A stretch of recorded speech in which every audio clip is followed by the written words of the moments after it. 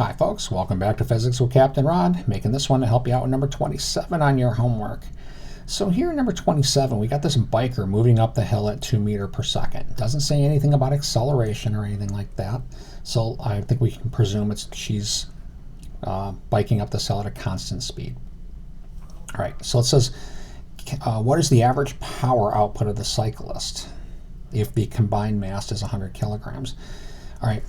So power, there's a couple ways it's calculated, right?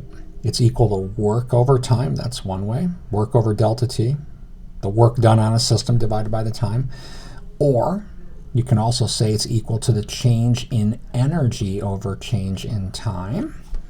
And those are equal. And you can say this because the work done is equal to the change in energy in the system. So I'm going to focus on this, that the power is equal to change in energy over change in time. Now, if the person is moving at constant speed, okay, their potential energy is going up at a constant rate, their kinetic energy is not going up at all. And the important thing to realize is that makes the problem not time dependent. So basically what that means, we can choose a delta T. So pick a time frame, 1 second, 5 seconds, 10 seconds, it doesn't matter. Let me use 10 seconds. So we're going to imagine that she bikes up this hill at a constant rate for 10 seconds. Okay? Calculate this distance, how far she traveled. Then you can calculate this height, because it's a right triangle, and this 20-degree angle would be the same as this. And then you can calculate her change in potential energy, because the kinetic is not changing, only the potential is. And therefore the total change in energy is whatever the change in potential is.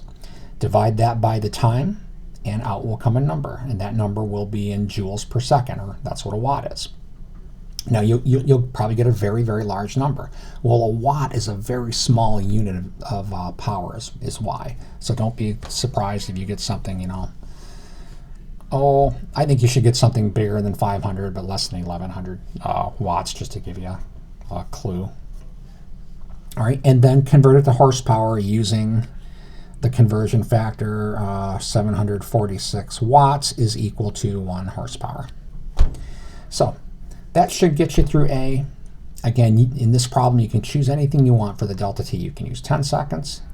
You can use 1 second if you want. And again, what will happen is this distance here will depend on the time you choose. All right, but the actual answer won't. Take a look and see if there's a part B to this. Let's see, what force does the ground apply to the bike?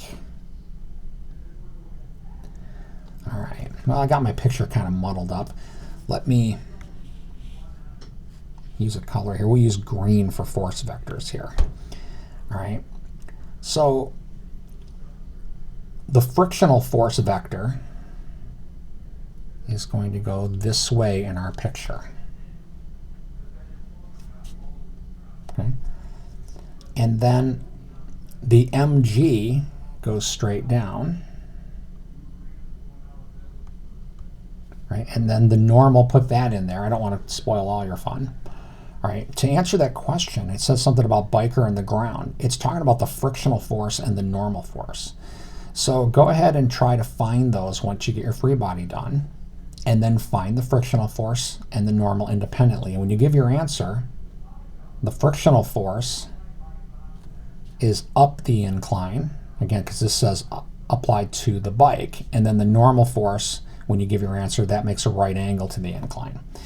If you still have a lot of trouble, I've got another video on drawing free bodies on inclined planes. You can go back and take a look at that. That might help you out with this one. So I hope that this helps. Have a great day.